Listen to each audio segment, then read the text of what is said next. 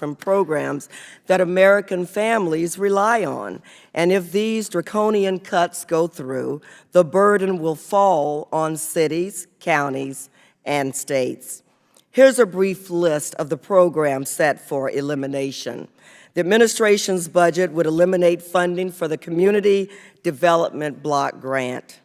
It would eliminate funding for the Home Investments Partnership Program. It would eliminate Community Services Block Grants. And it would even eliminate the Low-Income Home Energy Assistance Program.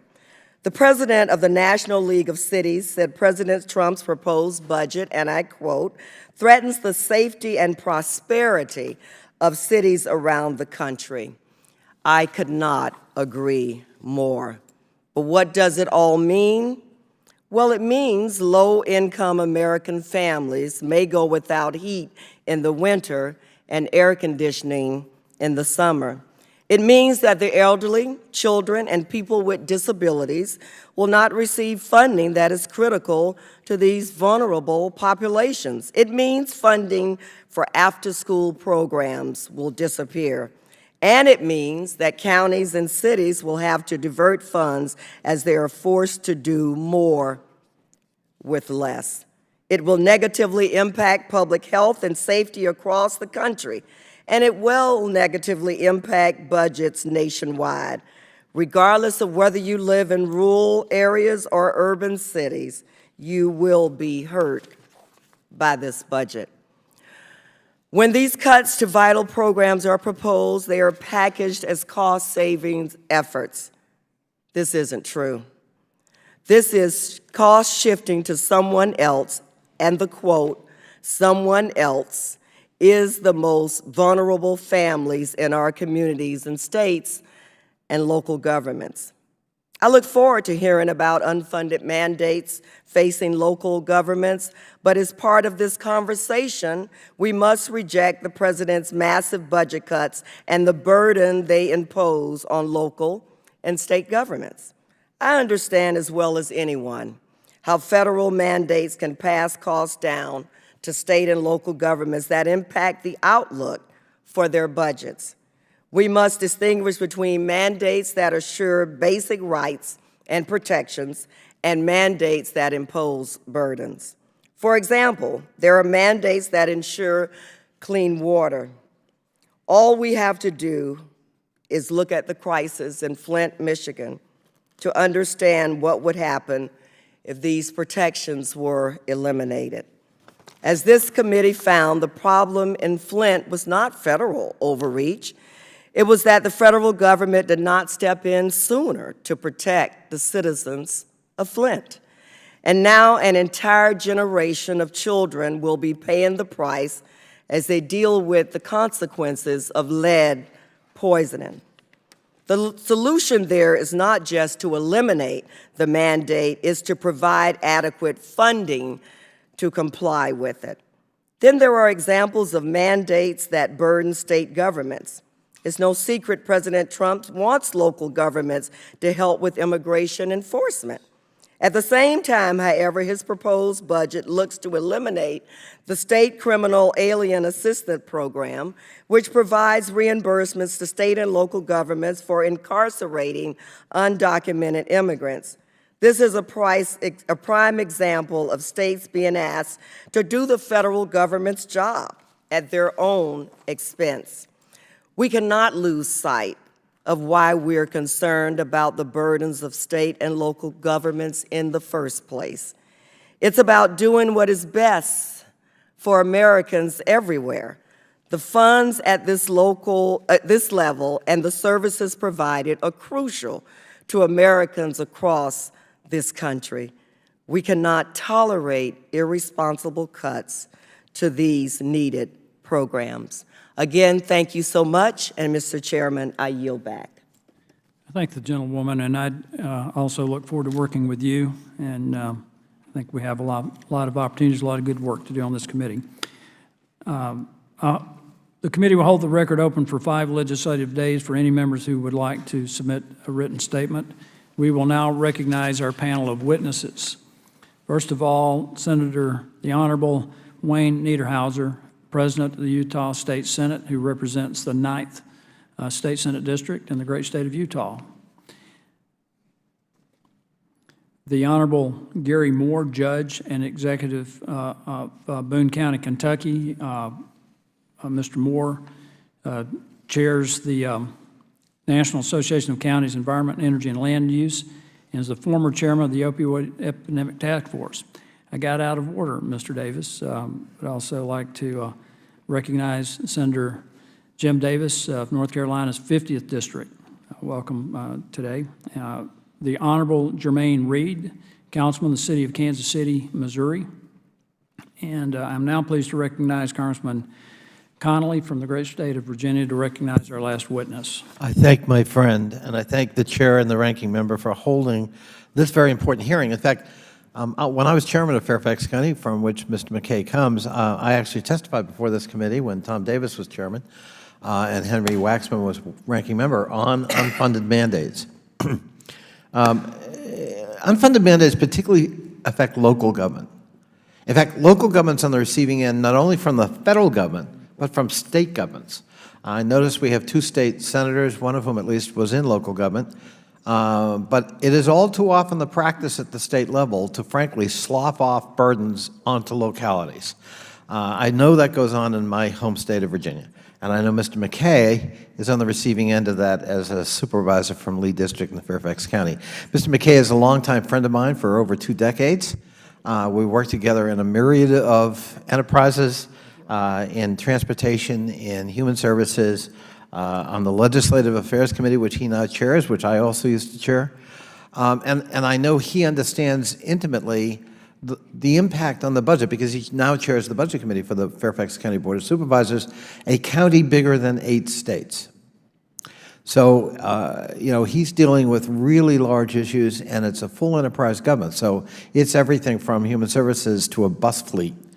And they know the impact of unfunded mandates, Mr. Chairman. And I've always said as a local government official and now up here, if Congress thinks an idea is really worth doing, we should pay for it.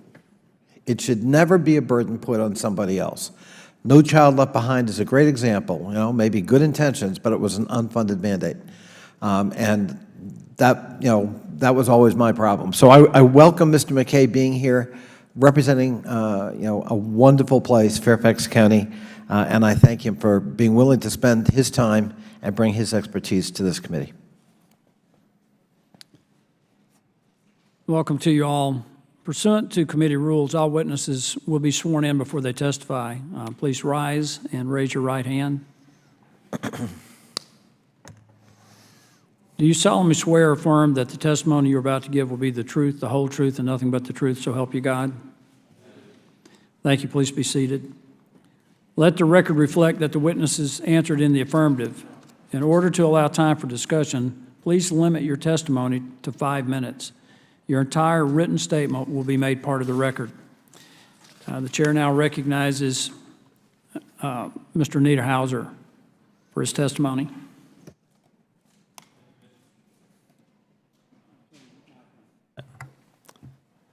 Thank you, Chairman Palmer, Ranking Member Demings, and committee members. It's an opportunity to speak to you today.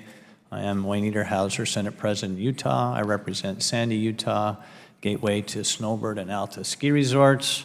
It was snowing when I left home yesterday morning. Oh my God. I also have the privilege of working closely with the Council of State Governments, CSG, and I'm here in that capacity today. On behalf of CSG and our leaders throughout the country, I want to thank you for convening this important hearing and for your leadership in exploring ways to improve relationships between the states and the federal government. Founded in 1933, the Council of State Governments is the nation's only organization serving all 3 branches of government. CSG is a region-based, nonprofit, nonpartisan organization that fosters exchange of ideas that helps states shape public policy. Our new administration, the Vice President and President, have both voiced their strong support for strengthening relationships with state and local governments. The administration has issued several executive actions. While these executive orders are important steps towards keeping faith with the established principles of federalism, CSG believes Congress should follow suit and consider legislative action to codify processes that ensure adequate state input.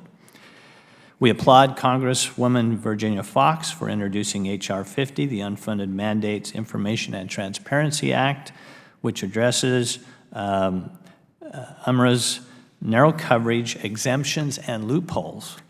The committee understands the constitutional and foundational role the states play in our federal system as outlined in the 10th Amendment, which laid the foundation for states to develop innovative ideas and policies to fulfill the roles as laboratories of democracy. The Utah legislature in this last session passed a resolution outlining several dozen areas of state responsibility that have been assumed by the federal government. That resolution will be attached to my testimony. State-based innovation is being stifled by a growing web of federal policies and regulations which come in the form of unfunded mandates. Unfunded mandates limit state and local flexibility to address more pressing local problems like crime and education. States are often forced to find money to pay these bills. In addition, these mandates may come in a one-size-fits-all box that can shut down innovative efforts to address problems that involve unique local considerations. Among the most costly mandates are those involved in environmental compliance. The EPA and the Army Corps of Engineers' infamous rule to establish an expansive definition of the waters of the United States is a prime example, of which this committee is well aware. A smaller example is the groundwater rule that requires us to manage a new violation, including site inspections, which forces us to hire new employees that cost us $240,000 a year. The Perkins program from the Department of Education is my final illustration. Utah receives a grant of approximately $12 million to support state and administrative costs, professional development. In return for this $12 million, we are locked into a maintenance of effort agreement that now costs the state $241 million. It's not a complete loss of money. Some of those things we have done regardless, but the lack of flexibility comes at a cost. I'm attaching a summary of our Perkins analysis. Goals behind federal mandates are often admirable, but local governments have admirable goals also. More important to citizens, more likely to be effective and less expensive. Along with the cost of financing these new mandates, the majority of federal regulations have been enacted with limited or no input or consultation from local governments. This is what led CSG to start a multi-year initiative focused on improving the role of states in the federal system. I've included the full list of principles in my testimony. One size does not fit all. Local government should be encouraged to provide unique local solutions.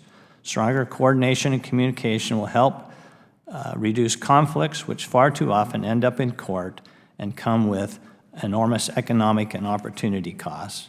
Cooperative federalism requires the federal government to work in good faith with the states as equal partners. The broken system demands Congress to implement changes to the process. Navigating this relationship between the federal government and the states and local government, I believe with your leadership, will improve. Again, I thank you for this opportunity to appear before you today and look forward to your questions. Thank the gentleman for his testimony. The chair recognizes Senator Davis from North Carolina.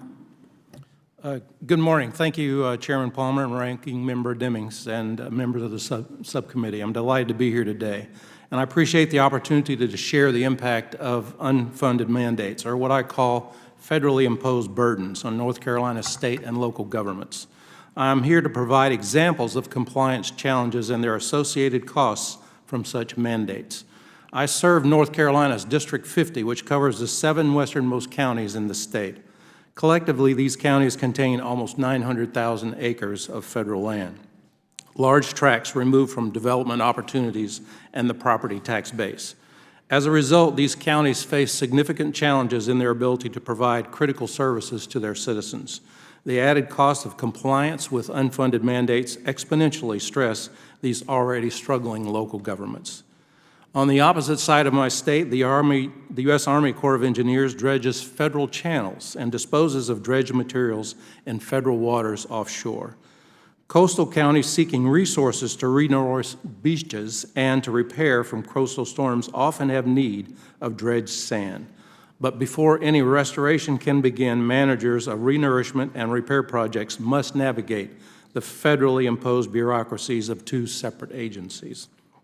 First, they must secure a federal lease from the Bureau of Ocean Energy Management. Then they must work through the National Environment Protection Act sediment sampling process for approval to extract sand from federal waters and place it back on the beach. Delays in these processes are the norm and force local governments to create funding by increasing sales and property taxes on our citizens. Our North Carolina workforce, and in particular our citizens with disabilities, along with our North Carolina Division of Vocational Rehabilitation and its contracted providers, are being directly and deleteriously impacted by numerous federal unfunded mandates associated with rules and regulations promulgated in Section 4 of the Workforce Innovations and Opportunity Act. These mandates include extension of service obligations.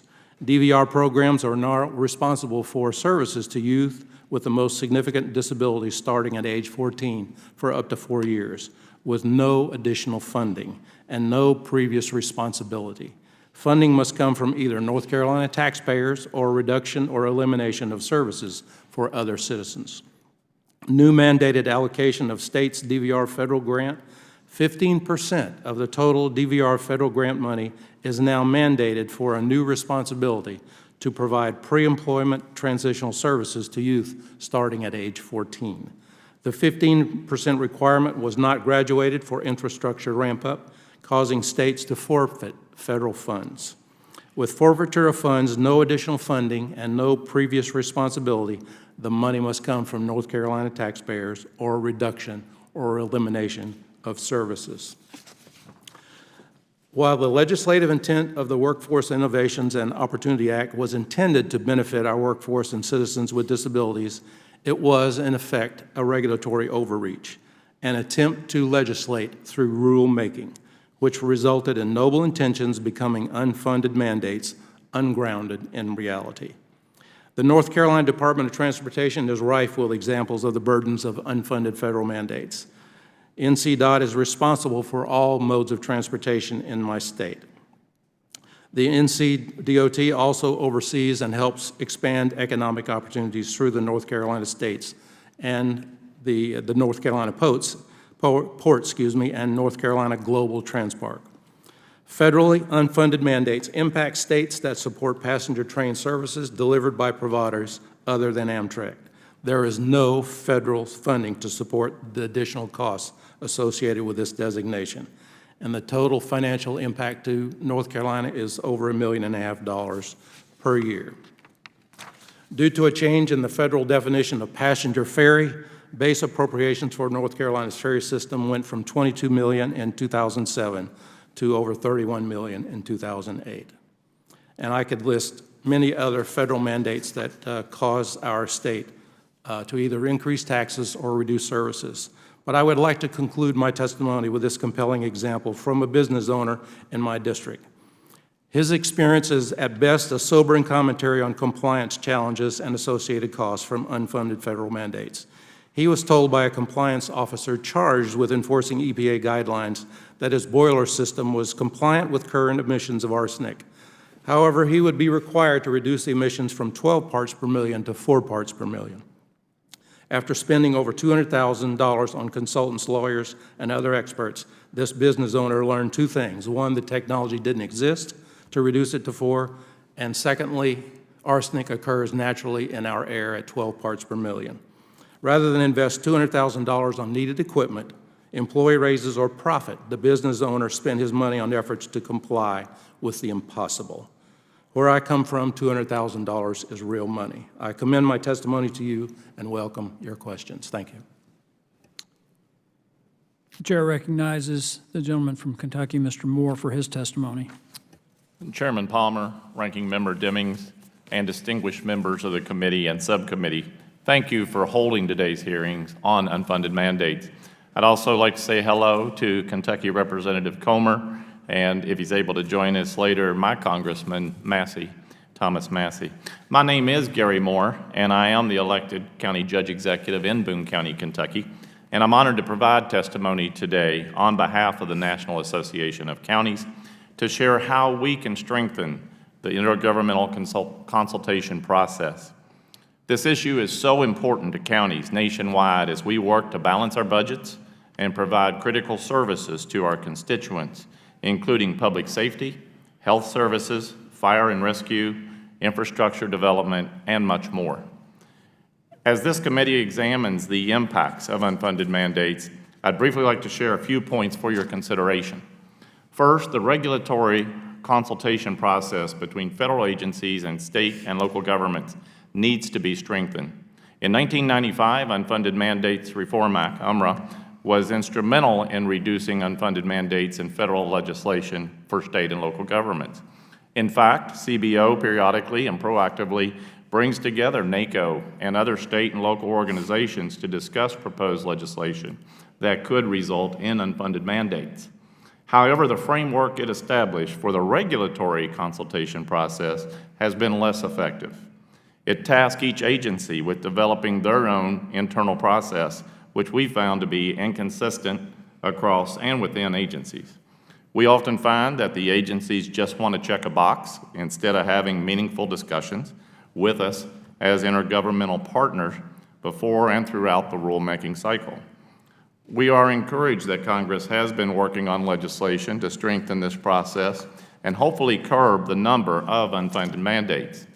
For example, H.R. 50, UMITA, would increase transparency about the cost of unfunded federal mandates to state and local governments.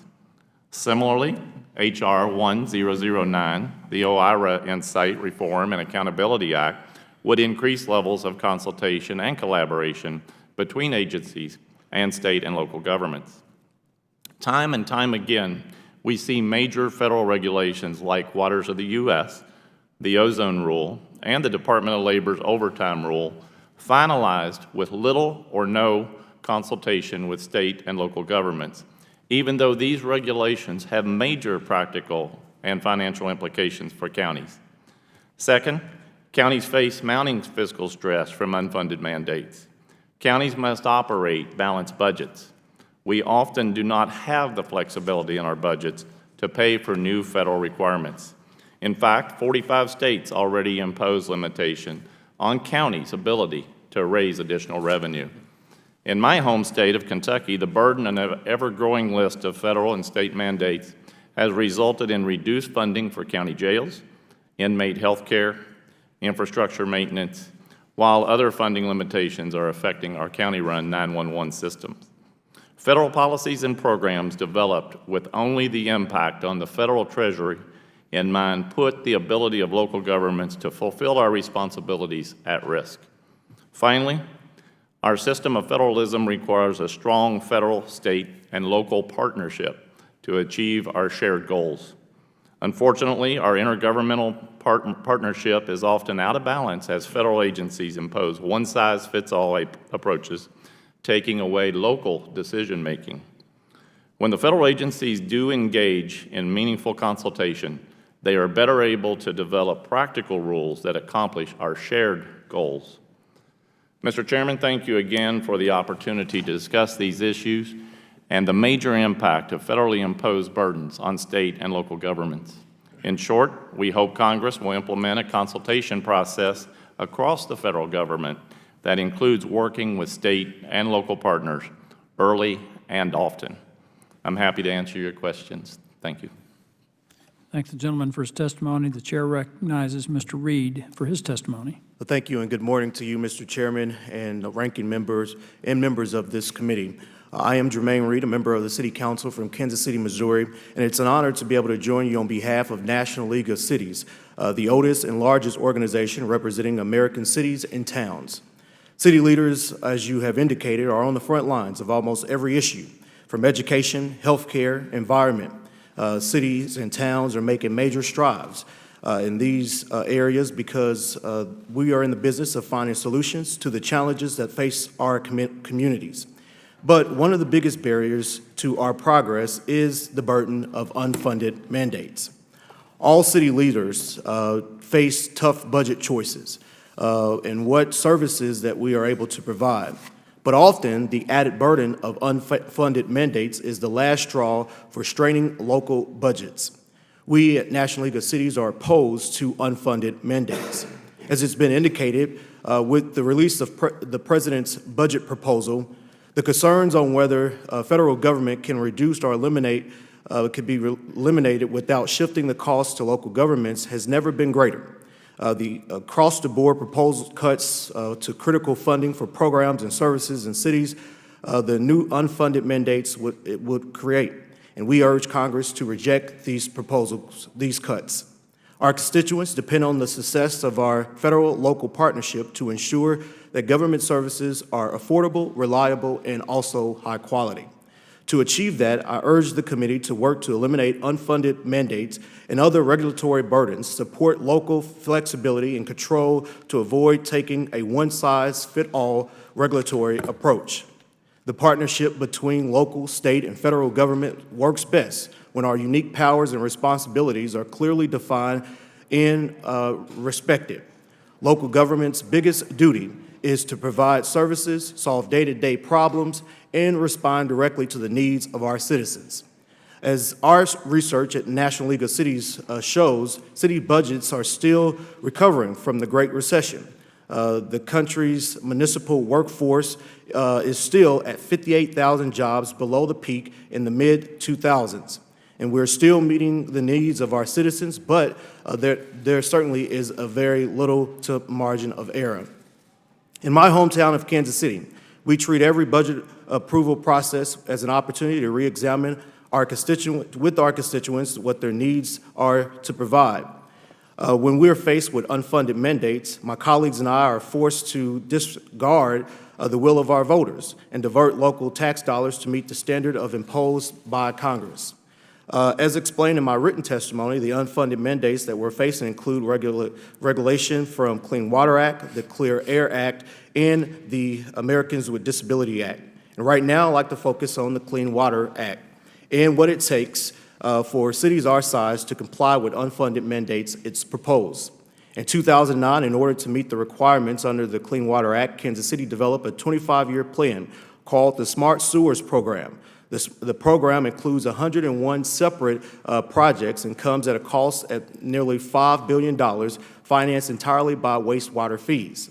In order to fund these improvements, the city was forced to impose double-digit increases on our residents each year for the past 7 years. The average monthly bill has more than doubled, from $48 in 2009 to nearly $101 today, with major burdens on our elderly and low-income citizens. In addition to the Smart Sewers Program, the city has been mandated to invest in over $800 million in wastewater systems upgrades to meet the population discharge and regulation by the year of 2035. Now, let me be clear that these programs are important and include many benefits to our community, but without the adequate funding, we have no input from local elected officials. They leave our city helpless to meet the federal needs and to balance our local budgets. Cities need to have a seat at the table during the rulemaking process to ensure that local consideration and consequences are taken into account. As I stated in my written testimony, I'd like to commend EPA for the significant improved consultation process with state and local governments, and I urge all federal agencies to learn from their progress. More importantly, on behalf of the National League of Cities, I urge this committee to improve the federal-local consultation process in a way that local government input consideration in rulemaking is made. This can be achieved through the consistent consultation guidelines across federal agencies and the low consultation thresholds, as EPA example has shown. With more opportunities for local officials to participate in the rulemaking process, we can eliminate unfunded mandates at an early stage and give local governments the flexibility to balance their budget, provide high-quality services, and respond to our constituents' needs. On behalf of the National League of Cities and the City of Kansas City, Missouri, thank you for the opportunity to submit this testimony on this critical issue, and I look forward to your questions. Thank you for your testimony. The chair now recognizes Mr. McKay for his testimony. Good morning. Thank you, Chairman Palmer, Ranking Member Demings, Representative Connolly, members of the subcommittee. Thank you for the opportunity to testify today. My name is Jeff McKay, and I serve as chairman of both the Budget and Legislative Committees on the Fairfax County Board of Supervisors. I also serve on the Board of Directors of the Virginia Association of Counties. Many of you are probably familiar with Fairfax County, from Tyson's Corner Mall to the Springfield Town Center to Wolf Trap to Mount Vernon. We have transformed from a rural farming community into the largest jurisdiction in the Washington, D.C. area and the largest jurisdiction in the Commonwealth of Virginia, with a highly diverse population of over 1.1 million people. We hold a coveted AAA bond rating and among the most highly educated populations in the nation. We have a strong partnership with the federal government, with $54.7 billion in total defense spending in FY 2014. Nearly 30,000 defense personnel are located in Fairfax County, Virginia, in addition to many other federal employees. We value the close relationship we have with the federal government and are even seeking to expand it with the potential relocation of the FBI headquarters in Springfield, Virginia. We very much are your partners, and we are proud of that relationship. Though Fairfax is often described as a wealthy community, we have many individuals and families who are struggling, including approximately 70,000 people living in poverty. Nearly 51,000 students in our public school system qualify for free and reduced price lunch. Only 5 school divisions in Virginia have more total students than we have on just free and reduced price lunch in Fairfax County. As has often been said, local government is the level of government that's closest to the people. We are where the rubber hits the road. Unfortunately, we're also the level of government with the fewest revenue options, making it even more difficult to address an increasing list of federal and state mandates. In Fairfax County, we estimate the county spent approximately $1.4 billion on federal and state mandates in FY 2016, with a net fiscal impact of $834 million. Of course, we often support the policy goals the mandates seek to achieve, but mandates often prescribe not only what we must do, but how we must do it, though they rarely include sufficient funding to carry out those requirements. In Virginia, localities are even more limited than in many other states, as Virginia is a strict adherent to something called the Dillon Rule, a doctrine of limited authority for local governments. As a result, we have very limited revenue authority, leading to an over-reliance on property taxes. Virginia also provides less funding to localities than many states, ranking 38th nationally in state per pupil funding for K through 12 education. The challenges we face would be exacerbated if the recent budget proposal by the Trump administration were enacted. Dramatic reductions in federal operations could lead to dramatic consequences for us. A recent study by George Mason University illustrates them. A decrease of 20,000 to 24,600 federal jobs in the D.C. region, removing $2.3 billion to $2.7 billion in federal salaries from our economy. A decrease in $800 million to $1.2 billion in federal procurement spending in our region. The Trump budget proposal also raises concerns about critical programs and services we provide with federal funding, eliminating the Community Development Block Grant and Home Program, funding restoration for the Chesapeake Bay, and funding for impact aid in our schools, which partially offsets the cost of federally connected children in our school system. That program is already significantly underfunded in Virginia. Consideration of such massive cuts is alarming, as we point to many successes where federal contributions were integral. Our transportation proposed to be reduced by 13%. Some excellent projects that have happened in Fairfax County could not happen under this budget proposal. As I mentioned earlier, most mandates come with insufficient funding, but they're also overly prescriptive. If such mandates were eliminated, we in Fairfax County might address the same issues, but in a completely different way. We would still need appropriate contributions from our federal and state partners. We also need to be empowered with the tools to diversify our revenues and strike the appropriate balance for our communities. Conversely, some requirements must be maintained. It is correctly the federal government's role to set priorities for overarching issues of national importance. Localities are struggling to meet increasing needs with decreasing revenues. In Fairfax County, we continue to try to find solutions to creative solutions to problems to leverage the funds that we have, but demands are beginning to outstrip our means. We already do more than is required in areas that the state does not provide essential funding and services. We cannot also step into the federal government's shoes and backfill the substantial loss of federal funds.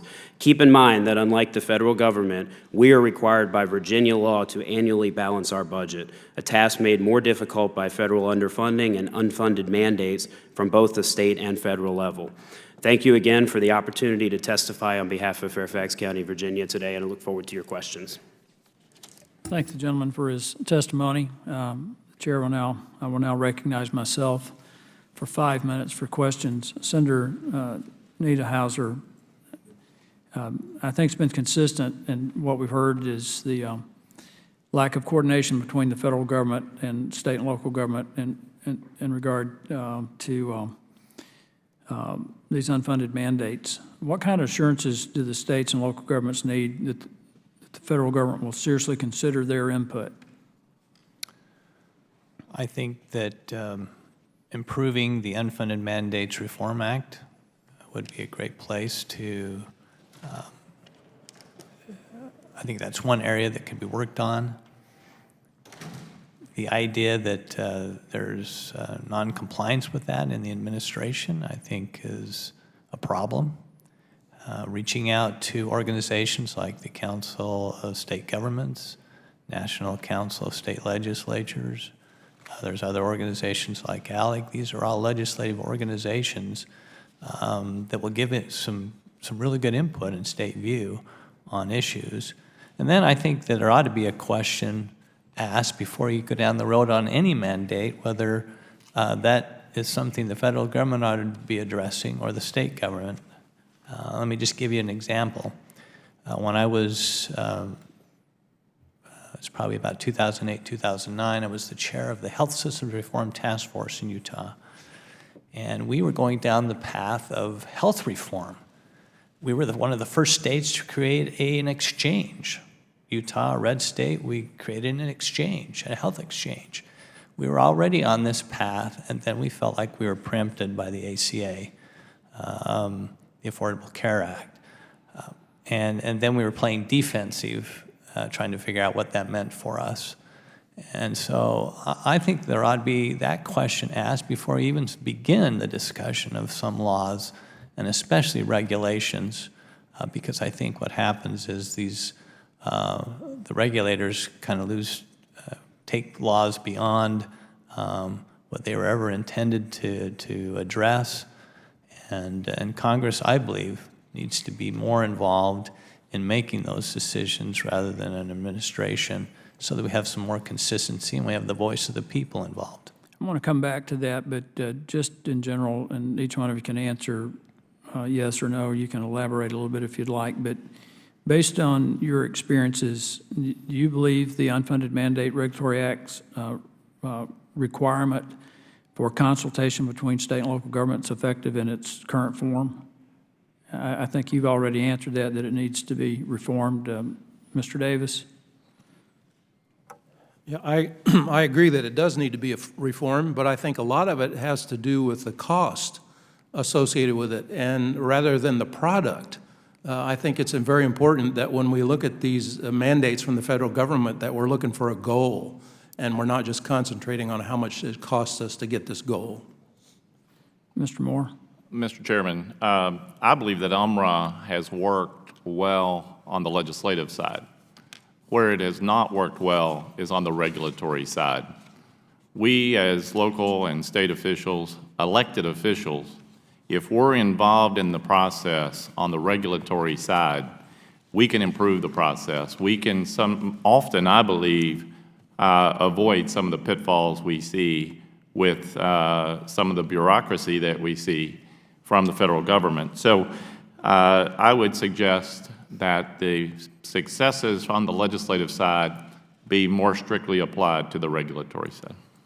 Mr. Reed? Yeah, Mr. Chairman, I echo the comments of my fellow witnesses. You know, we are asking that if you have a seat at the table in the beginning, then it will really help eliminate some of the costs that we are finding with our citizens who are bearing the burden of a lot of the mandates that we have to pay. As I indicated in my testimony, From 2009 and the water bills that continue to be increased, if there was a way that we could actually figure out ways to pay for these items before we actually have to increase the budget, it would help eliminate a lot of the burden that many of our citizens are experiencing. Mr. McKay? Thank you. I associate myself with the comments of Mr. Moore as well. I think local government seat at the table is critical. We're closest to the people. And in terms of interaction with the feds and state, it's very easy for the states to take federal unfunded mandates and just push them right down to the county level.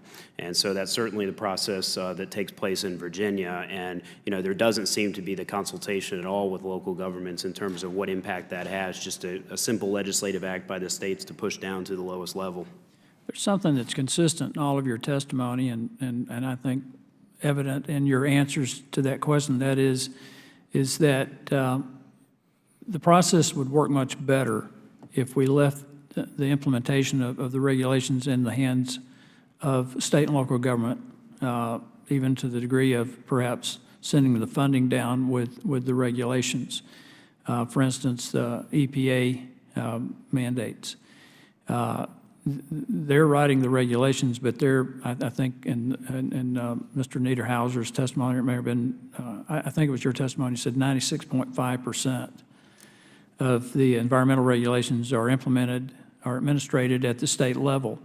So it seems to me it would make more sense not only to have this collaborative process where they're getting input from you, but if you're going to do, if the mandates, the regulations need to be implemented, that they allow you the flexibility to implement them. Does that make more sense to you?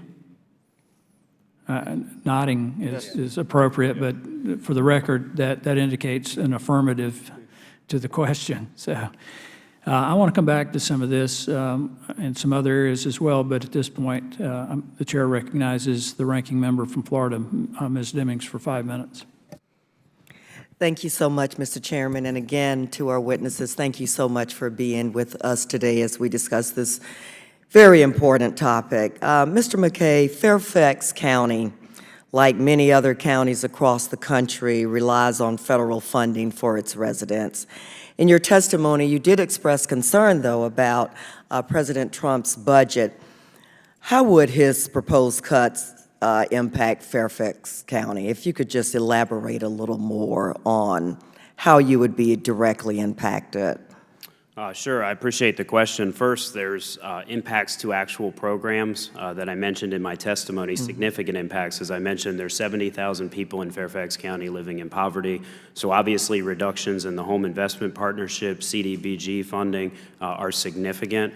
In terms of our school budget, the reductions in impact aid, which is already grossly underperforming what is actually needed to educate our students in Virginia, would be a huge hit for us, and funding for the restoration of the Chesapeake Bay is in jeopardy.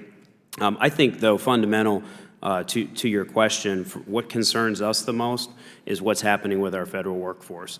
So there are a lot of federal programs that would affect Fairfax if they're not funded, but as I mentioned, we are home to a significant federal employee population. And some of the things that are happening under the Trump administration with regard to federal employee freezes and things of that nature have a significant economic effect on the residents of Fairfax County, Virginia. And so we are one of the jurisdictions that has to watch this from multiple levels, not just the cuts to programmatic things and things that our residents rely on, but also cuts to the federal workforce and the economic impacts of those. We also are very concerned about some of the impacts to transportation. We're sitting here in the nation's capital. Many of your staffs rely on Metro to get to and from work.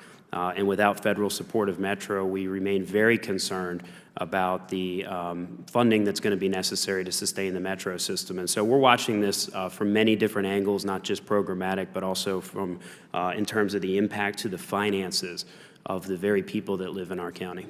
If the budget cuts did move forward, how do you believe state and local governments would be able to make up the difference? I don't believe that we could. To tell you the truth. We in Fairfax long have a history, unfortunately, of having to make up where the state and federal governments do not adequately fund programs. but we cannot sustain that. As I mentioned in my testimony, we do not have the revenue sources at the county level to be able to expand. We're left with property taxes, which is a very regressive tax on people in a very high income but high cost of living area. And so I don't believe that we can sustain the type of federal cuts that are in this budget, and I don't think that local governments will be able to make that amount up. Thank you. Judge Moore, your organization, the National Association of Counties, supports the low-income home energy assistance program. Is that correct? The association, I believe, does, yes. Okay. President Trump's proposed budget calls for the elimination of that program. Is that correct? I am not familiar with that component. Okay, so you believe the association does, but you do not have any direct knowledge that the association that you are a part of supports that program? The association supports the program. I'm not familiar with the budget cut. Okay. What I'm here to talk about really is the unfunded mandate process, and what I'm here to talk about, yes, okay. since we're talking about unfunded mandates, the proposed budget cuts by the Trump administration also is taking money away from local and state and county governments. Are you familiar with the low-income home energy assistance program? I am. Okay, so let's say that that program was eliminated. Your association, I believe you said your particular county has seen tremendous growth, is that correct? Tripled over the last 30 years. How do you feel a cut to that program will directly impact members that you represent as a part of the association? If I answer this as my county and the people that I am elected to represent, I believe that in that particular case, we would be called upon as local government to either find a way to fund the program or the program would go away. What we do object to is a mandate that says we have to continue the program without funding. What would be some alternatives for you to find a way to fund that particular program? As my colleagues have testified today, local governments are very limited in how we can raise revenue. So it would be very difficult. Thank you. I'm out of time. Thank you, Mr. Chairman. Chair now recognizes the gentleman from Kentucky, Mr. Comer, for 5 minutes. Thank you, Mr. Chairman, and I want to recognize Judge Moore, and it's good to see you here, Judge, and he represents and has been the leader in Boone County for a long time, and there are 120 counties in Kentucky, and Boone County consistently is one of the fastest growing counties in the state, and you've done a great job there overseeing tremendous growth, and Boone County, as I've said many times, is a real economic development success story in Kentucky. Judge Moore, you discussed in your testimony the importance of early consultation with local governments in the federal rulemaking process, and note that, in fact, the EPA outright refused to consult counties prior to the proposed Waters of the U.S. rule publication, despite repeated requests to do so. My first question, did the EPA and Army Corps provide a reason as to why they did not consult with counties on this rule? No, they did not give us any reasons. Would this rule have imposed a significant cost on counties and local stakeholders? Absolutely. We have probably the best example of that is that we also are under consent decree, as some others have testified, with combined sewer overflows, sanitary sewer overflows, and we are continuing to raise our sanitary sewer and stormwater fees substantially to be able to meet those requirements. We are nearing the affordability threshold of the amount of increase that we can put upon our ratepayers. So if we were at the table consulting with the Corps and with federal agencies during this process, we would have some potential solutions on how to deal with that in a more efficient way. Good. You mentioned the new administration has started a state and local consultation process on this rule. Have you been able to provide feedback to the EPA and Corps through this process? I did meet with our State Secretary of the Environment and Energy Cabinet, who has a regular dialogue with the federal agencies, and we have talked about some potential solutions.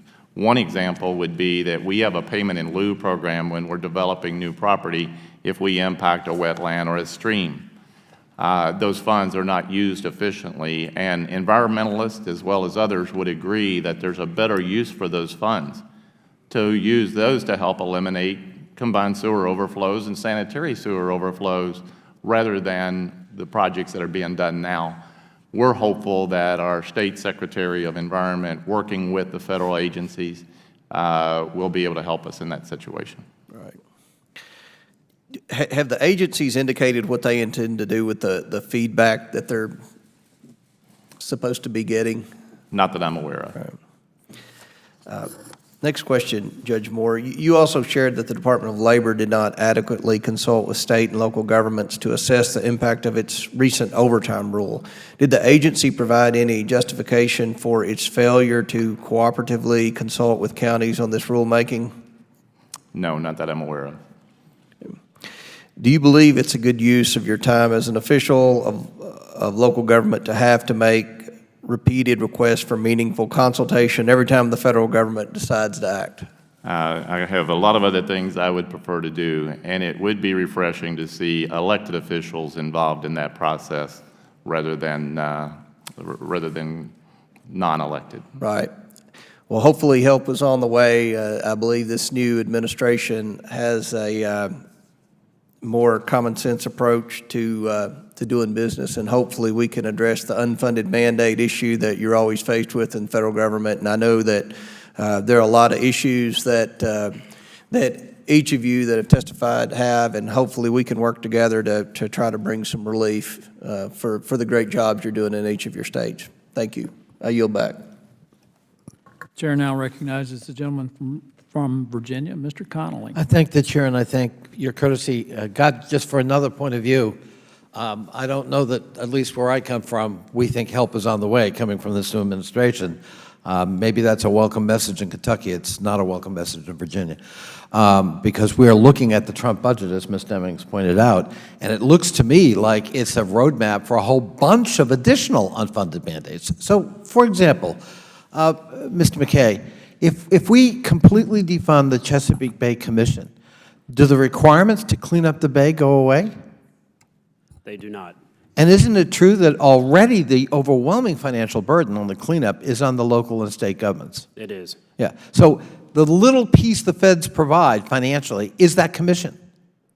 So if it goes away, we lose that guidance, we lose that assistance, but the burden remains on all of the states in the Chesapeake Bay estuary. Is that correct? Absolutely correct. And that's a pretty expensive mandate to try to clean up Chesapeake Bay. And of course, we face the same thing in the Great Lakes and in Puget Sound. Their respective commissions also zeroed out in this budget. That apparently is help is on the way. I don't know what help that would be in that regard, but CDBG, Community Development Block Grants, to local governments, Mr. Reed, are they helpful at all, CDBG? Yeah, they're extremely helpful, and I will tell you that a number of our community organizations depend on them. If you're thinking about Meals on Wheels, or if you're thinking about senior citizen homes or what have you, they are dependent on CDBG, and we have seen significant decreases in CDBG in the past several years, and it is one of those federal funds that many of those organizations who continue to come to us every year as we're looking for appropriations for that, asking for more, and they're doing more with less. Mm-hmm. So again, you've got both state and federal mandates in terms of the provision of mental health, Sure. disabilities, senior citizen needs, and the like. They don't go away, No. even if the federal funding does. Is that correct? Correct. Mr. McKay, I noticed Kentucky, of course, did expand Medicaid pursuant to the Affordable Care Act. Virginia did not. And so, you know, we've got sort of a healthcare mandate offering funding, but the state chose not to accept the funding. So it's, in some ways, it's the state of Virginia choosing politically to undertake an unfunded mandate, isn't it? That is correct, and Fairfax County has strongly supported the expansion of Medicaid for the very fundamental financial reasons that you mentioned. It would be a significant influx of funding to the Commonwealth of Virginia to provide health care for people who need it, but also to relieve the burdens that local governments face to provide some of that same health care without any reimbursement today. Transportation.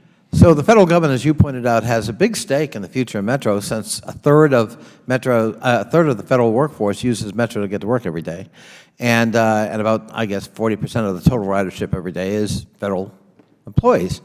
And if Metro shuts down, so does the federal government.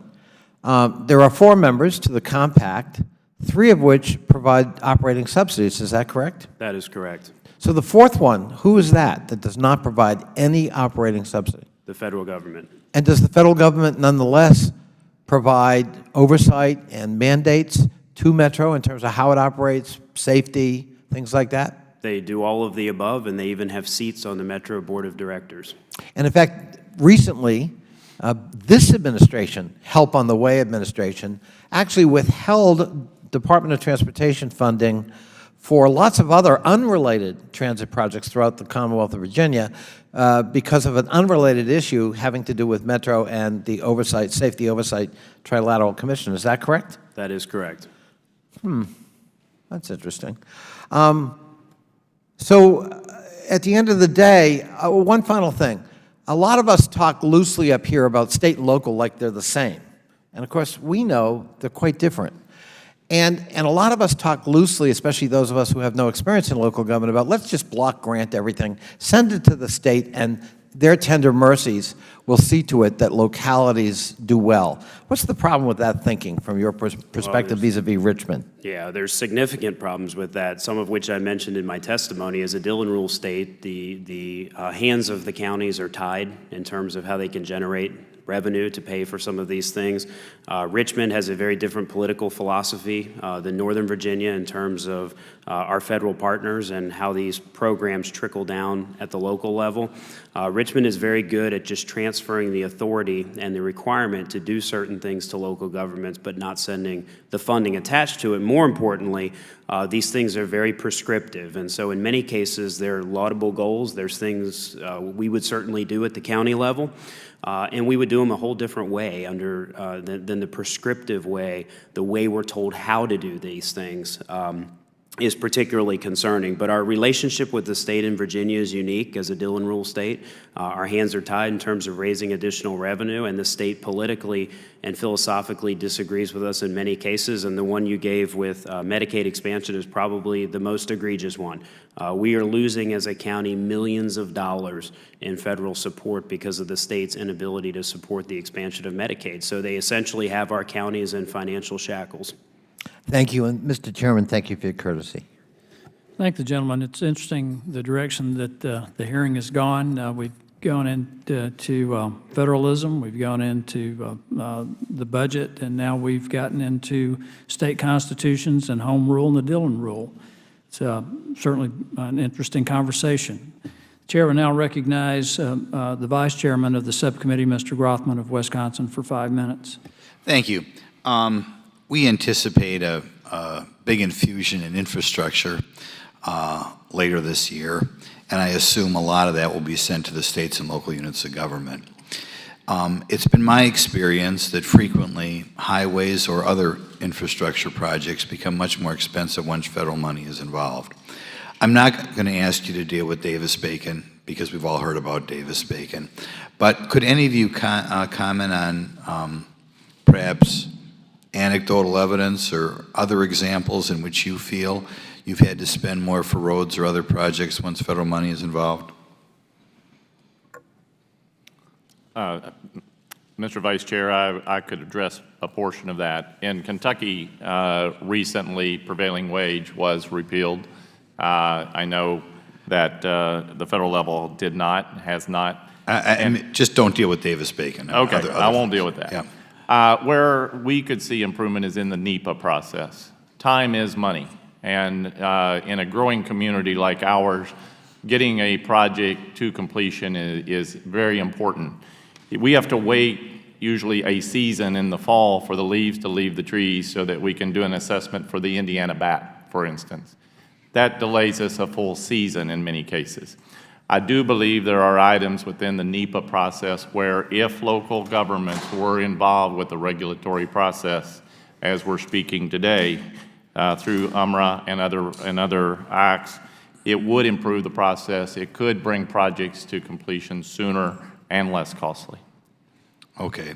Any of the others have a comment on that? Mr. Reed? Yeah, thank you. I will mention, as I indicated in my written testimony to the committee, is that recently in Kansas City, Missouri, we had a $800 million general obligation bond, which we put forward to our voters. That will deal with 3 items. 1 would be transportation, 2 being flood control, and 3 being the ADA and also public facilities. The reason why we had that is because of the very question that you were asking in terms of how can we backfill many of the items that we have to get done, and so we asked our voters to be able to help us with that, to help fill those backfalls that we have. And it was passed overwhelmingly, but I can tell you it's something that will be a real burden to many of our citizens over a period of 20 years as we have it. Thank you. Another question I have for you, and I don't need to call this a mandate, but I can think of examples in Wisconsin where maintenance of effort resulted in people doing things they wouldn't do at all otherwise, or were stuck. I'll let you go with that, though. Any of the 4 of you have any comments on maintenance of effort in which you maybe feel you're forced to do things you wouldn't do otherwise, or think is outright a complete waste of money? I mentioned the Perkins program, the Perkins grant with education, and I think that's a perfect example. $12 million mandating $241 million of state funding. Yeah, while we would do some of that already, the flexibility and the efficiencies of crafting those things on our own, we're there on the ground, we're where the rubber meets the road, maybe not quite as much as the local governments, but I know that we can get the outcomes, because I think that's what we're missing here, is focusing on what the outcomes are. And let's not have regulation that's making us do something that is not getting the outcomes. We have a list of those things, and focus on clean air, clean water, getting our children educated. But we waste and we burn money with regulation that really doesn't have an impact on the bottom line. I'll think of TANF funds for both of the guys on the state level. Do you ever feel that you're getting money that you don't need? Yes. We have unspent TANF money in Utah. Right, so you're in a position, maybe you can give us an example, in which you maybe have to make up something to do just to sop up the federal money? I think that happens, no question. Give me an example of what you do in Utah when you have a bunch of money sitting around that you really don't want to use, but the federal government says you got to use it? I think that's obvious. You start to create programs and spend it where it's really not necessary. Yeah, you just I don't want to embarrass any programs, but did you find the same thing in North Carolina, Mr. Davis? Yes, sir, we do. And this session, I'm a new chair of Transportation Policy and Appropriations. And 2 weeks ago, I spent my spring vacation visiting the Outer Banks and looking at the issues that they have to deal with out there. And I haven't seen any money in transportation that we couldn't use yet, but I sure have seen a lot of unfunded mandates, and particularly what we're working with is environmental assessments when we have a transportation project to deal with these environmental regulations that delay the completion of these projects and add exponentially to the cost. Okay, can I just do one comment for Mr. Niederhauser?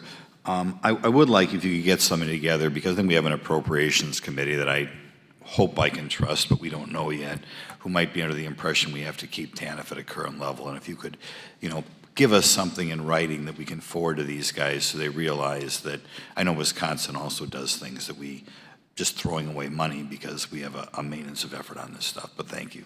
Thank you. Thank the gentleman. The chair recognizes the ranking member, Ms. Demings, for additional questions.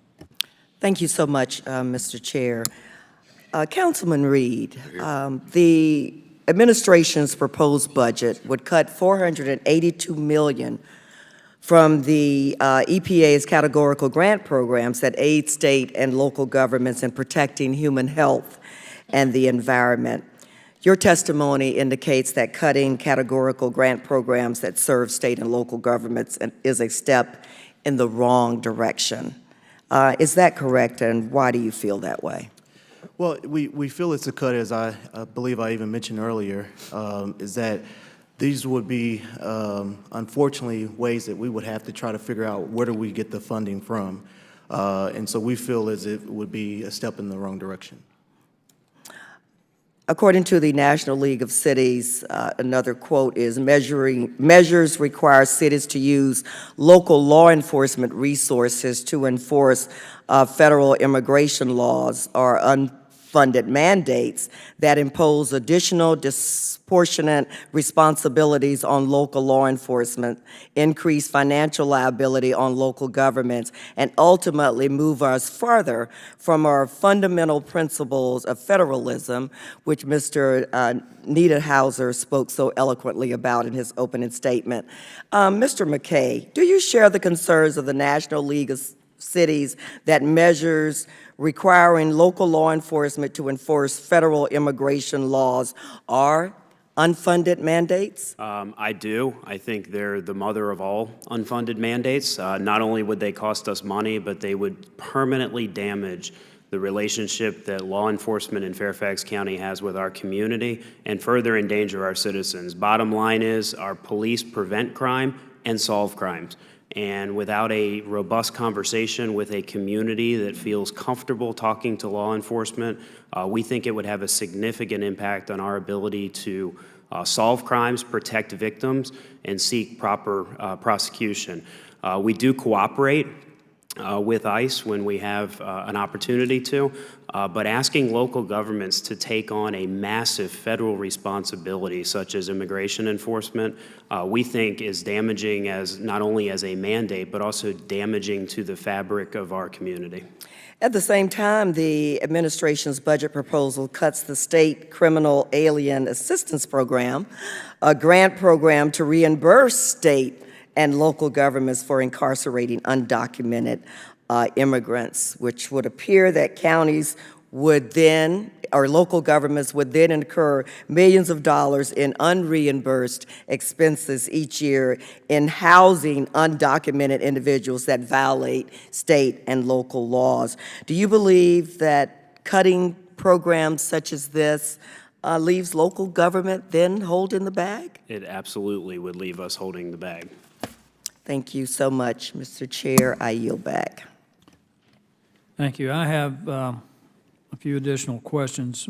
Senator Niederhauser, you mentioned in testimony that state-based innovation is being stifled because of federal mandates. I've been involved in this area for a number of years, going all the way back to the passage of the Unfunded Mandates Relief Act. The thing that I've seen is that, particularly with the EPA and other federal agencies, they've gotten outside of what the original intent was. Originally, it was designed to operate within a framework of what we called cooperative federalism, where let's just use the EPA as an example. They would write the regulations. Congress would pass a law, the EPA would write the regulations, but it'd be up to the states. They were given broad latitude and flexibility to implement the regulations as long as they met the objectives. In your experience in the state of Utah, is that intent still being complied with? Well, we want clean water and we want clean air. Those are good outcomes. But we feel like we're tripping over a bunch of regulation that's costing us a lot of money, creating inefficiencies and burning state tax. Let me ask it this way. Does the state of Utah have the ability to effectively partner with the federal government, whether it's EPA or another federal agency, to implement federal regulations? No, it's a top-down approach to But do you government. do you think you have the ability within the state of Utah to implement these guidelines if given the flexibility and the latitude to do so? Absolutely. Utah has shown through a number of different policies that we can innovate, that we can do things and have outcomes and save tax dollars. Do you believe that you can do it in a more cost-effective manner and accomplish the same objectives than within the current framework that you're having to operate under? Absolutely.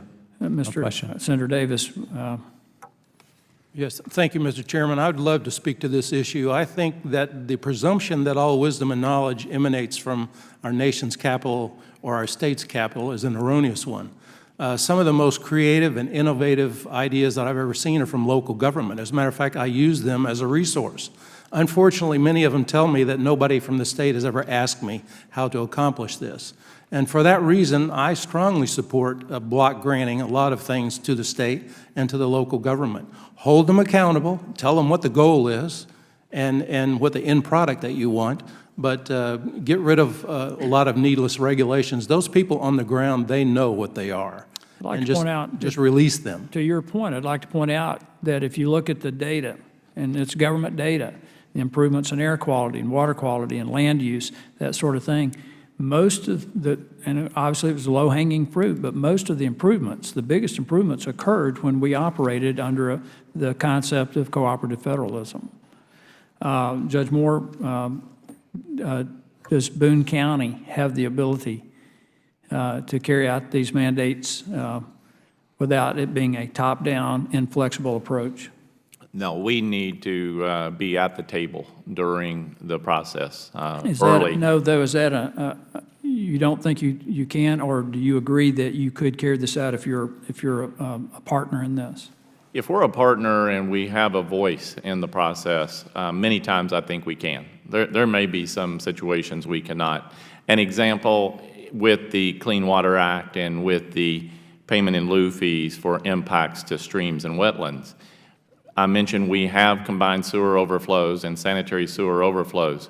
We're not allowed to use these mitigation fees to clean up our streams in the same watershed. Instead, those revenues are pulled to another watershed, usually in another county, and we never see the revenue again. We do agree with the environmentalists in our area. A better use of those funds would be to use them in the same watershed to eliminate SSOs and CSOs. That would be a perfect example of not spending more money at the federal level, but receiving a better outcome if we're part of the process. Mr. Reed, and I realize that there are certain programs, particularly at the local level, that would be outside your expertise, but you mentioned health care and the burdens of Medicaid that are being imposed on you. If given the ability to have more flexibility in the administration of these programs, do you think you could do that effectively and efficiently?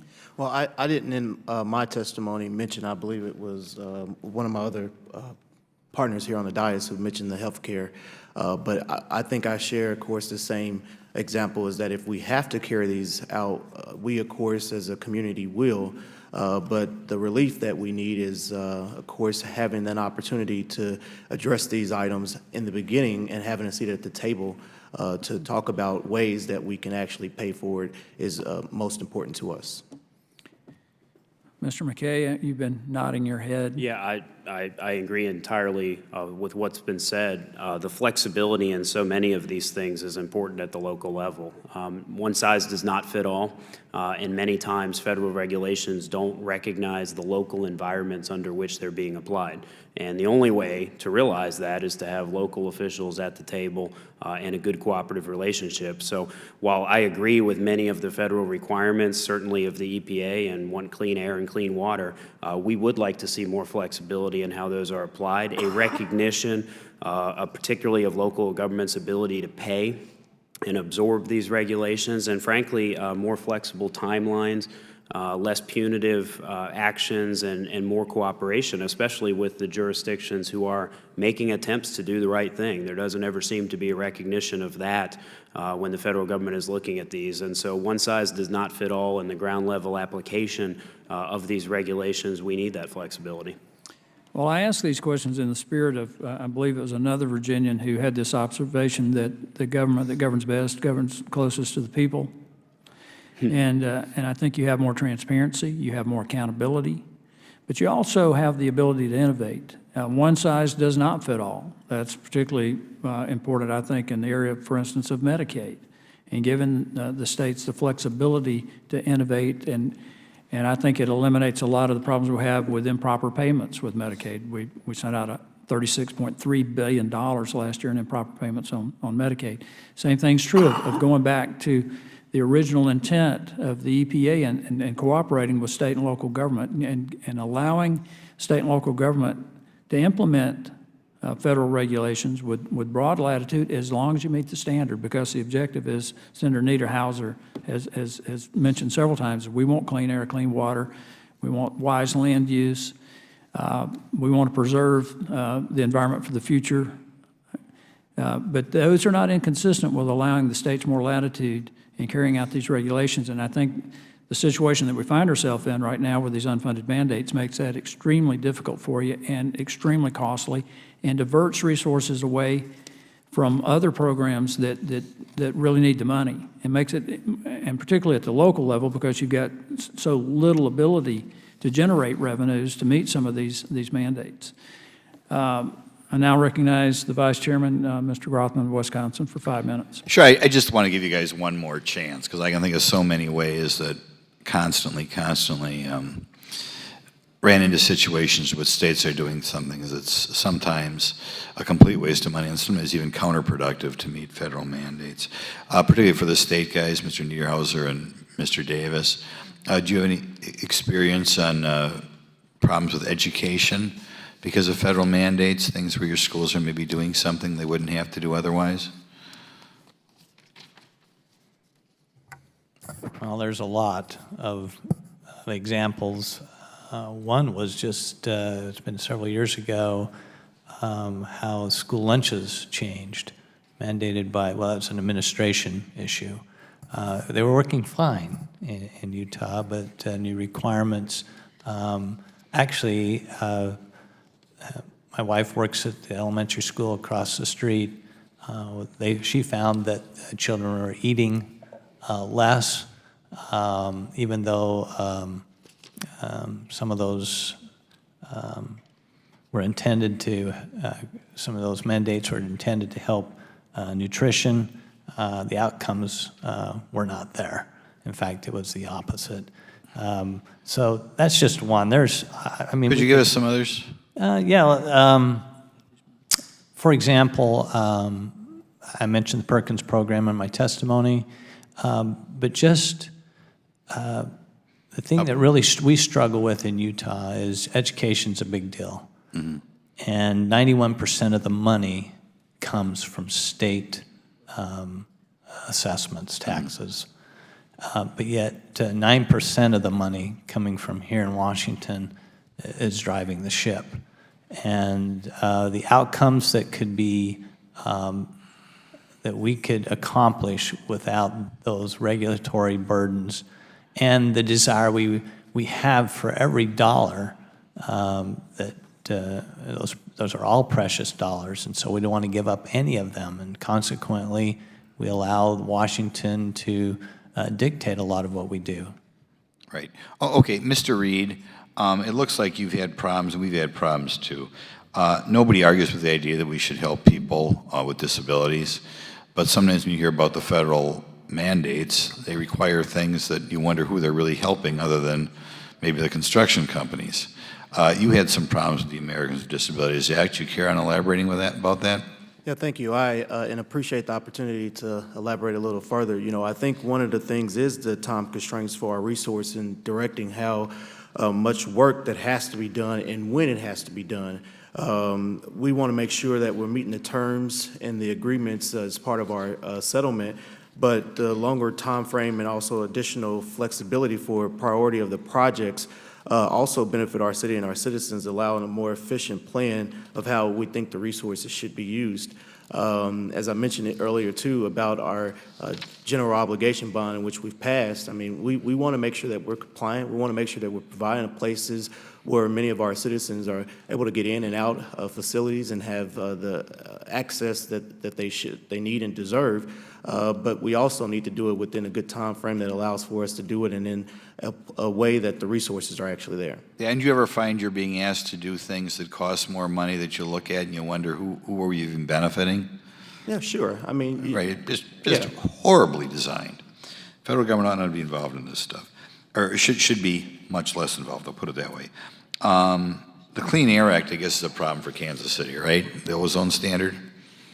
Correct, yes. And this is something that I take it the federal government may make it much more expensive to operate manufacturing facilities in Kansas City, is that right? Yeah, it is. You know, it's one of the things that I mentioned even in my testimony earlier and also in the written testimony, that it is a problem. I mean, it is the 70 parts per billion that we continue to see in our state, local government, and also our Mid-America Regional Council has been working to kind of find ways for it. And, you know, we've got to figure out how to fix it. You lived in Kansas City a long time? I'm born and raised. Wow. Do you have a big you feel unhealthy living in Kansas City 30 years ago? Say that again for me. Did you feel unhealthy living in Kansas City 30 years ago? Well, I wouldn't recall 30 years ago. Okay.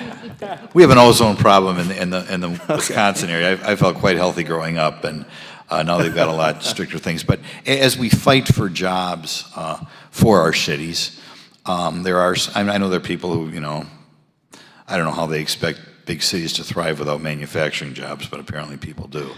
But you do feel that you're putting manufacturers in Kansas City at a competitive disadvantage with other areas around the country as well as other countries. Do you feel that way? Yeah, we do. And I mean, it's how do we provide that relief is what's most important as well. Well, I hope you let everybody in Kansas City know that it's the federal government who is making it more difficult to get these manufacturing jobs, and we'll see what we can do about making that part of Mr. Trump's Drain the Swamp initiative. Thank you very much. I would like to thank the witnesses for taking time to appear before us today. Mr. Niederhauser, I think there was a request for additional information on your TANF program in Utah, which, as you provide that, appreciate if you'd provide it to the subcommittee, and we will provide that to Vice Chairman Grothman. If there are no further business, without objection, the subcommittee stands adjourned.